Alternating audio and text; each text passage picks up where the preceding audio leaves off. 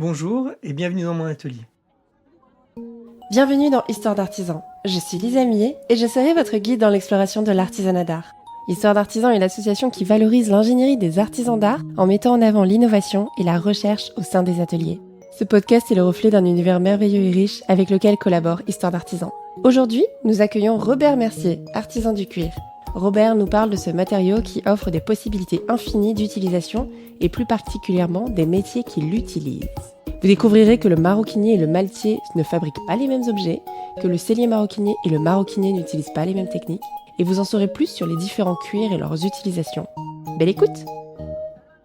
Bonjour Robert, merci de m'accueillir dans ton atelier. Robert, tu es artisan du cuir. Exactement. Oui. Et du coup, ce qui va nous permettre dans ce premier épisode de parler de tous les métiers du cuir, puisqu'il n'y a pas que le maroquinier, il y en a plein d'autres. Et tu vas pouvoir nous éclairer sur toutes ces façons de travailler le cuir. À la base, moi j'étais maroquinier, donc il y a déjà la maroquinerie, effectivement. Et en maroquinerie, en fait, on fabrique des sacs, soit en cuir ou soit en matériaux souples. Pas que le cuir. Il y a d'autres aussi parties comme la petite maroquinerie. Tu peux peut-être préciser ce qu'est, parce que on ne le sait pas forcément, ce qu'est un matériau souple. Alors tous les matériaux souples, ça peut être soit des tissus enduits de plastique, ou soit les tissus, tout ce qui est tissé, où on peut mélanger aussi avec du cuir. Voilà, on peut faire des toiles cuir et mélanger pour avoir plus de légèreté, par exemple, suivant le besoin que l'on a. Ouais. Est-ce que, par exemple, la côte de maille, est-ce qu'on considère ça comme un matériau souple? Oui, ça en fait partie, oui.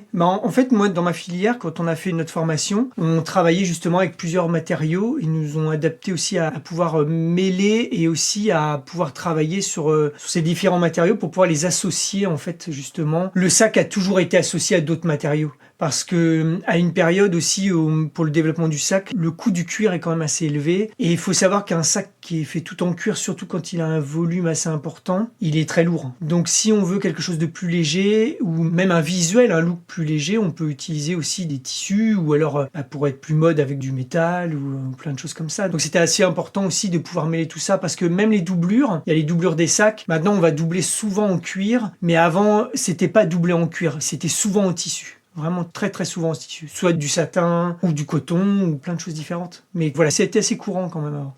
Et il y a une raison pour laquelle on est passé du tissu au cuir qui est lui-même plus lourd? Je pense qu'il y a un côté toujours plus luxueux en fait. Il y a eu une bascule il y a peu de temps où on a monté un petit peu de gamme parce qu'avec le succès aussi de la maroquinerie et la demande aussi qui est de plus en plus haut de gamme. Donc on veut le plus toujours. Et il y a même des matériaux qu'on voyait pas à une époque et qui sont apparus, pourtant qui sont fragiles mais qui sont arrivés. Comme par exemple avec Coco Chanel, ces sacs à la base de Chanel, ils sont en agneau. Alors que nous, l'agneau, c'est un matériau qui est très fragile, on l'utilisait en maximum en doublure. Mais Coco Chanel, elle fabrique des vêtements, donc elle fabrique des vestes en agneau, des jupes en agneau, et donc quand elle se décide de fabriquer des sacs, elle fabrique avec les matériaux qu'elle a chez elle. Et donc elle utilise ces cuirs-là. Et donc par la suite, beaucoup de gens ont voulu aussi utiliser ce matériau-là, qui est aussi très agréable au toucher. Et donc maintenant, on voit quand même beaucoup de sacs en agneau qui sont très très fragiles et qu'on n'aurait pas utilisé avant parce que dans la durabilité, parfois c'est quand même un peu compliqué. Après, quand c'est un sac un peu délicat, ça va, mais autrement, il faut quand même quelque chose de plus résistant. Oui. Mais ce qu'on m'avait dit, c'est que l'agneau se patine et se griffe et qu'en fait, Oui. on se met en tête que le sac va évoluer avec son utilisation. Oui, alors ça c'est le plus important, je pense. J'ai croisé beaucoup de gens qui, dès qu'ils achètent un sac un peu précieux, ils veulent pas l'abîmer du tout. J'avais même connu une personne qui me le donnait toutes les 4 jours pour que je le recire et que je le renettoie tout le temps. Ah oui. Et ça c'est complètement bête parce que je trouve que ce qui nous fait rêver, ce qui nous projette aussi dans quelque chose de plus profond à travers nos objets, nos sacs ou les portefeuilles, c'est que le sac que ma grand-mère a porté et qu'elle a usé, elle est la seule à l'avoir usé comme ça. Personne ne peut l'user comme ça. C'est sa personnalité qui est à travers ce sac. Donc, il faut accepter l'usure. Si un jour on veut passer le sac à ses enfants, si j'ai ce tic de pincer tout le temps le côté droit du sac, oui, il va être peut-être troué, mais c'était le signe que maman, elle faisait toujours ce truc. Et c'est quelque chose de très personnel. Donc, il faut accepter l'usure des sacs et la vie qu'on peut leur donner et vivre avec, en fait, simplement. Quand tu récupères un sac, tu récupères son histoire. C'est ça. Faut accepter son histoire et puis maintenant on veut essayer de créer ce qui est terrible et ce que j'aime pas trop, c'est ces fausses usures en fait où on veut essayer de créer. Moi j'aime beaucoup les instruments de musique, les guitares. J'ai déjà racheté des anciennes guitares qui n'ont pratiquement plus de peinture parce qu'elles ont tellement été en concert et la transpiration a fait même disparaître la peinture. C'est une vraie usure. Mais maintenant, on va au custom shop de Fender et on dit on veut une usure. Voilà. Alors la guitare est toute neuve, mais elle est déjà usée comme si elle avait joué pendant 50 ans, quoi. Comme les jeans. Et voilà, c'est Déjà exactement trouvé. ça. Et ça, je trouve ça un peu dingue, quoi. On veut déjà qu'il y ait une histoire avant qu'il ait connu son histoire. En fait, c'est assez fou. Ok, donc ça c'est la maroquinerie. Donc maroquinerie, c'est vraiment que des sacs. Oui, c'est que les sacs, la maroquinerie, voilà. Alors après, il y a aussi la sellerie, qui est souvent mêlée à la maroquinerie. On peut appeler sellier maroquinier aussi, il y a des selliers maroquiniers. Alors ça, c'est un terme, je pense, qui a été inventé par Hermès. Je pense sellier maroquinier, parce que c'était vraiment deux métiers séparés. La sellerie, à la base, de toute façon, on est dans le métier du cuir, on est dans l'utilité. Donc c'est les chevaux, les premiers par exemple, qui ont eu besoin. Alors nous aussi, on a eu besoin de vestes ou de chaussures ou tout ça. Mais au début du siècle dernier, ils utilisaient surtout pour les animaux, pour faire du harnais, pour faire de la selle, pour faire du pratique aussi au niveau de l'attelage. Et c'est après le sac qui est venu se greffer à ça. Les deux spécificités en fait de la maroquinerie et de la sellerie, c'est que la sellerie en fait c'est du coupé franc, c'est que les bords sont coupés nets avec une teinture et la maroquinerie normalement c'est rembordé. En fait le bord on le remborde, on affine le cuir très très fin et on vient le replier en fait à l'arrière. Voilà, c'est vraiment leur différence à la base, c'est exactement ça. Et tous les sacs de maroquinerie avant, ils n'avaient pas de teinture de tranche, les sacs anciens. Ils étaient toujours rembordés. Quand on regarde un sac des années 30 ou 50, tous les bords sont rembordés, ils sont toujours recouverts, ils n'utilisaient pas de teinture. Ah c'est dingue, moi je pensais que la différence c'était alors en l'occurrence le point sellier et la technique en fait de production. Alors effectivement, il y a ça parce que la sellerie va faire beaucoup de couture main, parce que dans l'arnachement, on utilisait la couture main ou soit sur de très grosses machines, parce que les cuirs étaient très épais et donc il fallait quelque chose de très résistant, par exemple avec du fil de lin. Et la maroquinerie, elle s'est vite affinée et donc là, c'était plus des fils nylon, satin ou des choses comme ça. Et donc on utilisait plus des machines à coudre quand même pour...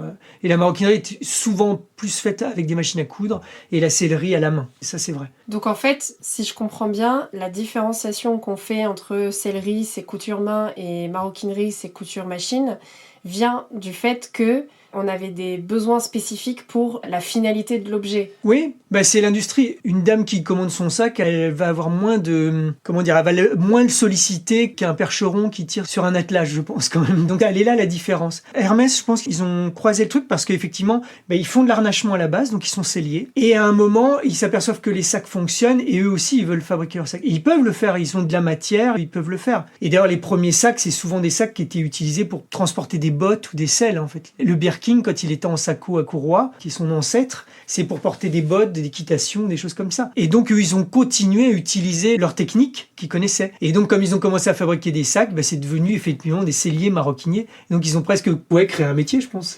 Et donc, tu nous parlais de la petite maroquinerie qui se différencie aussi de la maroquinerie. Oui, c'est tout ce qui est porte-cartes, portefeuille. Il y a les ceintures aussi un petit peu. Et c'est tout ce qui est vraiment plus petit et beaucoup plus fin, où ça demande quand même beaucoup plus de finesse et de...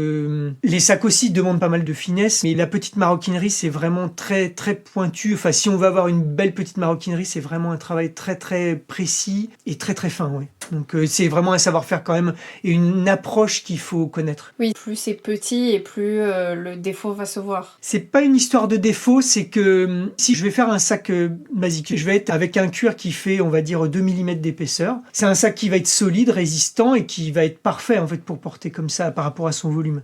Par contre, si je veux faire un portefeuille avec ce même cuir, d'un seul coup, je vais me retrouver avec un sandwich dans la poche qui est énorme et je pourrais rien mettre dedans. Donc, il faut arriver à justement... faut en fait presque anticiper tout ce qui va être à l'intérieur, qui va venir le rigidifier en quelque sorte. Ce qui va rigidifier presque le portefeuille, c'est les billets qu'on va mettre, c'est les cartes, c'est les papiers. Et donc, c'est un travail vraiment très très fin. Et donc, ça demande de maîtriser comme un travail plus en finesse quand même. Donc, on a maroquinerie, sellerie, petite maroquinerie, et tu m'avais parlé de 2 autres métiers, le métier de gainier. Voilà, gainier et puis maltier, alors qui sont quand même assez proches. Le maltier, c'est ceux qui fabriquent bien sûr les malles de voyage et tout ce qui peut emballer des produits à une époque pour les protéger, qui se faisait beaucoup à une époque forcément, et puis un petit peu moins maintenant, qui est quand même encore quelque chose d'autre parce que il faut aussi maîtriser un petit peu la menuiserie, souvent, qui est lié parce que c'est la base. On appelle ça un fût. D'abord, on fabrique le fût qui va être recouvert en fait. Et donc après, il va être recouvert et puis on va créer des poignées. C'est tout le temps du bois. Moi, j'ai toujours vu du bois parce que je pense que j'ai toujours travaillé pour le luxe. Donc on utilisait du peuplier, simplement du peuplier, parce que c'est un bois qui est assez souple et très léger. Donc il a justement tout ce qu'il faut en fait pour correspondre à la malle, parce que quand on passe sur des mâles avec des volumes assez importants, il faut essayer de travailler le plus possible sur la légèreté, même s'il y a un poids qui est quand même là. Il y a une époque, il y avait des porteurs, il y en a un petit peu moins actuellement. Mais Vuitton fabrique encore beaucoup de mâles, il faut pas l'oublier. Il y a quand même, on a toujours cette fascination. Voilà, et puis la malle, par exemple, a eu ce basculement avec les matériaux souples. Vuitton, à une époque, ils sont en pénurie. Il y a la guerre où on n'a pas le droit d'utiliser de cuir, par exemple, ou beaucoup moins. Et donc, on utilise un autre matériau qui est un tissu enduit, qui est une toile qui a été recouverte de plastique ou de résine par-dessus, et qui va la rendre imperméable et étanche. Parce que aussi, une malle, quand on va à l'hôtel, elle est déposée devant l'hôtel. Nous, on monte dans notre chambre, mais la malle, elle peut rester encore 10 minutes dehors. Et donc, comme ça, elle devenait étanche. C'était vraiment une utilité. Quand parfois, certaines personnes pensent que Vuitton a inventé cette toile monogramme plastique pour économiser des coûts et tout ça, c'est pas vraiment ça, en fait. C'était vraiment dans une technologie de l'époque pour rendre la malle étanche. Parce que le cuir boit quand même l'eau, faut pas l'oublier. Et donc, après, il faut les laisser sécher. Ça peut vraiment créer des problèmes, même de taches ou autres. Donc, voilà, on utilise ces matériaux. Et puis, la gainerie, là, on est plus peut-être sur des coffrets, par exemple. Des boîtes à bijoux, plein de genres de coffrets qui peuvent peut-être rester plus à l'intérieur, qui sont plus précieux. Et là, c'est vraiment comme la maroquinerie et la petite maroquinerie. Je pense que la gainerie, c'est la petite maroquinerie des maltiers, en fait. C'est beaucoup plus en finesse, et c'est ce qu'on va aller renfermer dans la malle, peut-être, pour, voilà. Et là, on travaille vraiment avec des cuirs très très fins. Et donc, c'est surtout le recouvrement d'un objet avec ces matières assez fines, voilà.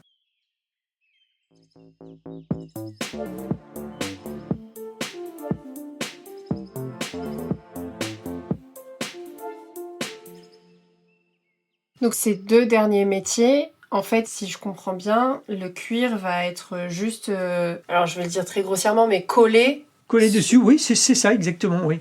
Mais après, l'art de tout ça, c'est que on peut dire oui, on a collé un cuir sur un autre ou sur une structure, mais c'est surtout qu'il faut pas qu'il y ait de plis, et il faut maîtriser aussi ces choses-là. Il suffit qu'il y ait des formes qui soient dessus et tout ça. Il faut arriver à le gainer correctement, parce qu'il y a beaucoup d'étuis qui étaient faits à une époque, par exemple fin 1800, où on pouvait renfermer simplement des couverts aussi ou des bijoux, et les formes des étuis avaient la même forme que le collier en fait. Donc on allait sur des formes assez folles, et donc il fallait créer un fût déjà pour le faire. Donc déjà le menuisier à la base, il était déjà assez doué, et après il fallait le recouvrir et que ça soit précieux et parfait quoi. Donc à une époque, on avait des manufactures avec des menuisiers et Bien sûr. Et des travailleurs du cuir. Oui, c'est ça, c'était mêlé. De toute façon, à Asnières, par exemple, chez Vuitton, comme c'est encore les derniers à fabriquer vraiment des mâles, alors à l'époque, moi, quand j'y étais, c'était au sous-sol, mais il y a une menuiserie qui est là, qui fabrique directement les fûts. Parce que soit ça va être, ils ont des mâles de leur collection, mais c'est souvent aussi des commandes spéciales pour protéger quelque chose de précis aussi. À part Vuitton, il doit plus y avoir beaucoup d'ateliers cuir-bois, si? Ah oui, en Maltier, je pense que c'est les derniers. Il y a quelques petites entreprises qui existent. Je sais qu'il y a même des gens qui restaurent aussi toutes ces malles. Mais après, pour trouver un Maltier actuellement, en indépendance, ça doit être assez difficile, oui. Et je pense à un autre objet aussi qui, à une époque, a eu sans doute beaucoup de succès, mais aujourd'hui, peut-être un peu moins. C'est les tables de bridge. Je sais pas si tu vois, avec un renfoncement pour mettre la pièce de cuir. Et en fait, on en voit beaucoup, notamment avec une pièce de cuir verte. Oui. Foncé. Oui, c'était assez souvent. Les dessus de bureau, il y avait. Oui, les deux, oui. Il y a toutes ces choses-là, ou les tables de jeu aussi, il y a beaucoup de tables de jeu. Mais c'est aussi, je pense que pour le jeu, c'est plus confortable. C'est comme quand les gens qui jouent au poker, ils n'ont pas forcément quelque chose en cuir, mais ils vont avoir un tapis de poker. Oui. Et je pense qu'il y a un confort de jeu. Je suis pas forcément joueur, mais j'ai fabriqué beaucoup de jeux de backgammon, par exemple, en cuir, énormément. Ouais. Et aujourd'hui, ça se fait. Dans les faits, ça se fait plus, si. Si, il y a pas mal de demandes. Le jeu de backgammon, que je pensais disparu, il y a vraiment une demande assez forte. Il y a beaucoup pour les bateaux, par exemple. Les gens qui ont des bateaux assez luxueux, qui veulent justement une table avec des jeux dessus et tout ça. Et j'ai quand même fabriqué beaucoup de backgammon. Et puis j'ai déjà vu aussi d'autres entreprises qui fabriquaient que pour le jeu, qui étaient spécialisées vraiment que dans des jeux luxueux. Je crois même avoir vu un Monopoly complètement en cuir aussi. Ouais. Ah ouais, bon alors là... Voilà. Faut vraiment aimer le Monopoly pour faire un truc comme ça. Mais le jeu est toujours présent. C'est presque un luxe d'ailleurs. Il y avait beaucoup de photos qui circulaient à un moment où vous voyez, je sais pas, James Dean ou qui joue au backgammon et tout ça pour montrer que voilà, pendant leur détente, ils faisaient ce jeu un peu où on va se détendre, mais un peu avec classe, où ils étaient sur la plage à faire ça. Et il y en a qui continuent encore à le faire. Après, bien sûr, c'est une partie de la population qui a un peu plus d'argent. Qui n'est pas nous. Voilà, mais il y a encore une forte demande, et il y avait même, quand j'étais chez Vuitton, on m'avait dit, ce qui était étonnant, c'est que par exemple, les gens ne portent plus de chapeau, mais ils vendent énormément de boîtes à chapeaux. Et ça, donc il y a une forte demande là-dessus aussi. Il y a quelque chose qui est du souvenir peut-être chez les gens. C'est comme les malles. Tout le monde veut avoir sa malle au milieu du salon, cette malle qui a voyagé et qui a une histoire au final. On revient à l'histoire des objets. Et pourtant, on va pas l'utiliser plus que ça, peut-être de rangement, mais on la veut là, quoi. Ça fait partie de nos imaginaires, je pense. Et voilà, ce sera toujours magique d'avoir ces objets. Et puis, il y en avait de très beaux. Ouais. Aujourd'hui, c'est Vuitton qui fait des malles barres où on peut mettre les bouteilles. Il y avait de tout. Hein. Oui. Ça, en commande spéciale, j'ai vu énormément de choses. Oui, il y avait beaucoup de choses. On est d'accord que dans les métiers du cuir, parce que je pense aussi à notamment le billard avec le feutre, vous, c'est pas considéré comme métier artisan du cuir, c'est une toute autre technique. Au niveau du billard, ouais, il n'y a pas de cuir, même si c'est d'autres matériaux. Ouais, non, c'est vraiment une spécificité, je pense. Ok. Ouais, ça, c'est rarement. S'il y a autour du jeu, c'est plus une histoire de tapis ou de boîte où le jeu il est à l'intérieur, en fait. D'accord. Ça va plutôt être ça. Peut-être pour lui donner aussi un côté luxueux, c'est possible. Oui, mais c'est un côté moins froid quand on joue. Je pense qu'il y a un côté. Les jetons, quand ils sont pas en métal aussi, j'ai rien contre le métal, mais il y a quelque chose quand même qui est plus agréable au toucher. Oui, comme moins tu dis, froid, moins froid. et le métal, ça reste froid. Voilà, et dans la détente, je pense que ça reste des choses qui sont plus agréables. C'est comme le tapis de jeu, au moins si on pose ses bras sur le bord de table, c'est plus agréable que juste le plateau en bois, quoi. Mais du coup, est-ce que justement, tu parles du métal qui est froid, est-ce que tu considères que le cuir est froid ? Alors, le cuir, c'est la première fois qu'on me pose cette question, mais en fait, on a toujours, d'ailleurs, la réponse, elle est souvent avec les voitures, où il y a des gens qui veulent pas de siège en cuir parce que soit ils disent que l'hiver, ils sont froids, et l'été, ils sont trop chauds, en fait. Mais parce que c'est tempéré, je pense que ça prend la température extérieure, et ça dépend aussi des cuirs. Il y a les cuirs, par exemple, que toutes ces finitions un peu velours, ils seront jamais froids, en fait, au toucher. C'est souvent quand ils ont une fleur peut-être rectifiée ou qui sont recouvertes, où justement ils captent plus le froid, peut-être, le gèrent moins. Ok, donc oui, en fait, c'est pas le cuir qui peut être considéré comme froid, c'est la finition. Non. Oui, je pense que c'est la finition qu'il y a dessus, oui. Oui. Après, ça prend la température à l'extérieur. Ça ne l'accentue peut-être pas. En tout cas, ça l'accentue pas. Le métal, je pense que si on le laisse à 0, je pense qu'il est encore plus froid que 0. C'est bien possible. Je ne sais pas si c'est un ressenti ou quoi. Mais on pourrait presque s'imaginer qu'il est encore plus froid que l'environnement qu'il y a autour. Mais il prend peut-être la température. Ça peut refroidir un petit peu ou chauffer, mais après, il faut le laisser en plein soleil. Là, je prends l'exemple de la voiture parce qu'elle est exposée vraiment à l'extrême, je pense. J'irai plus loin dans ma question. Mais est-ce que le cuir est conducteur d'électricité ? Parce que le métal est conducteur. Donc est-ce que ça peut être... Enfin tu vois quand tu dis ça prend le froid et ça prend la chaleur, est-ce que tu as déjà testé de savoir si c'était conducteur ? Non, ça je ne sais pas. J'ai déjà pensé à essayer de faire ce test qu'ils font avec des électrolytes, je crois, je sais plus, où ils branchent d'un côté et de l'autre pour faire ressortir toutes les sortes de veines qui sont dedans, comme on fait avec le bois. Où d'un seul coup, ça va passer par les canaux en fait du bois et ça brûle toutes ces parties. J'ai déjà voulu essayer, mais il faudrait l'humidifier et ça reste quand même une matière qui est assez fragile. Et quand on commence à trop la chauffer, elle réagit plutôt mal quand même. Oui, donc il faudrait faire des tests et des tests pour arriver au résultat souhaité. Parce que le cuir a des veines. Oui, parce que c'est la peau, en fait. Il y a tous les circuits qu'il y a dedans pour faire passer notre sang. Et puis, alors, il n'y a pas forcément ça qui reste, mais il y a forcément une structure, en fait, qui est dedans. Et d'ailleurs, on peut le voir parfois sur l'étannage naturel. On voit la vie ou tout ce qui s'est passé aussi pour l'animal, en fait, qui est utilisé. Il suffit qu'on ait une cicatrice, si on nous tanne, les cicatrices, elles restent et elles ressortent même. On les voit encore plus, oui. Et toi, tu joues avec ça ou pas ? Non, déjà on en voit moins, c'est plutôt bien. Avec le temps, il y a longtemps, les cuirs parfois on les recevait avec beaucoup de balafres, beaucoup de cicatrices parce que on laissait les vaches aussi à l'extérieur ou elles se frottaient aussi. Quand elles avaient envie de se gratter, elles se grattaient au barbelé. Donc forcément, elles se blessaient quand même. Et ça, tout ça, on le voit. Mais on s'aperçoit que le traitement des animaux, il est quand même mieux, même s'il y en a qui sont toujours pas clean. Mais en tout cas, elles sont plus respectées parce qu'il y a moins de marques comme ça dessus. Parce qu'après, il peut y avoir des marques de vie. Mais bon, il y a des choses qui sont quand même délicates. Une césarienne, par exemple, j'en ai quelques-unes de temps en temps. Mais esthétiquement, il faut pouvoir savoir l'utiliser. C'est quelque chose comme de particulier. C'est marrant, ça paraît pourtant évident, mais je ne m'étais jamais dit qu'on pouvait faire une césarienne à une vache. Puis on retrouve l'Amérique du Sud, les animaux sont marqués au fer rouge, par exemple. Oui. Donc là, ça reste la marque, elle est dessus aussi. Donc tu peux reconnaître... on connaît le propriétaire de l'animal, oui. Ouais, là, c'est vraiment l'extrême. Nous, on fait pas ça ici. Et tu vois leurs grains de beauté ? Parce que j'imagine qu'ils ont des grains de beauté aussi. Des grains de beauté, j'ai jamais vu. Non, il n'y a pas forcément de taches et je sais qu'il y a des couleurs à travers les serpents. Après, c'est une spécialité, vraiment le tannage des cuirs et tout ça, c'est encore un autre métier qui est avant nous. Mais souvent, il n'y a pas de couleur, ou c'est une couleur assez terne en fait à la base. Parce qu'on est toujours étonné de voir un crocodile rose, mais il sait pas, et quand il était vivant, il se baladait pas en rose.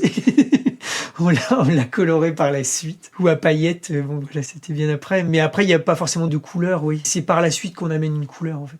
Avant tannage, un crocodile, c'est blanc transparent, non? C'est pas forcément transparent, ça a une sorte de couleur un peu vert terne assez claire. Et après, je crois qu'avant les couleurs, il y a un travail, peut-être à la chaux, où ils le rendent complètement blanc. C'est pour que par la suite, on puisse amener une couleur beaucoup plus uniforme.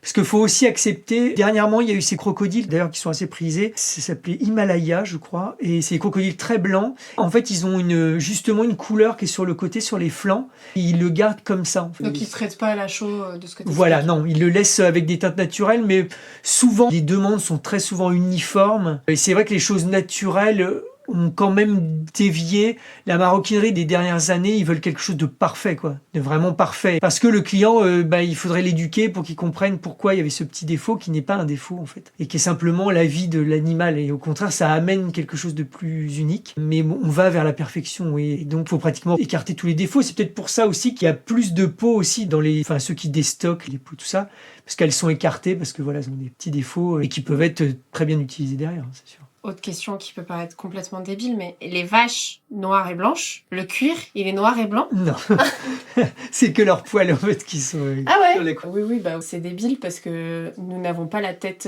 noire quand nous avons les cheveux noirs. Exactement. D'accord. Merci Lisa. Ouais, mais je dis ça, mais je me demande si, par exemple les chats siamois. Oui, c'est vrai qu'il y en a qui ont une peau colorée. Mais il y a certains animaux qui ont une couleur, c'est vrai que j'ai déjà vu. Les pitons, par exemple, ils ont déjà une coloration dans leurs écailles, avec des mouvements, avec des rythmes de couleurs, par exemple, un peu plus noirs sur des zones et tout ça. Oui, même les lézards, mais les vaches, je pense pas, non. Tout ce qui est quand il y a les poils, mais c'est vrai que même les chiens, parfois, ils sont colorés un petit peu en dessous. Même leurs truffes. Ouais.